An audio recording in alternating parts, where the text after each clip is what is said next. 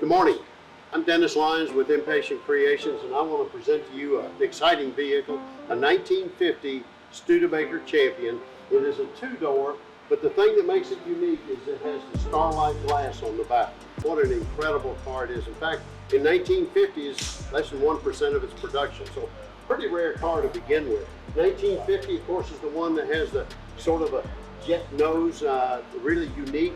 We were able to put an LS in it, a brand new LS with a 4L60E transmission, overdrive, and we were able to lower down the radiator so that we could get cold air induction, so that the air that comes in the nozzle, not only does it go through the radiator, but also serves as a cold air induction for the engine.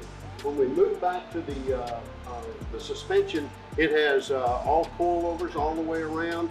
4-link in the back. It has the wheelwood brakes all the way around with 4-piston calipers. The dash is really unique in that we had to come up with an electronic dash, so we had to put together our own computer screens and put it on the computer so it looks like the original Speedo, the individual instruments. So we were able to get all this done. We had to touch up a bunch of paint on it where it had some places lifting in it. So this is a job that came from another shop that we were able to get it completed and delivered.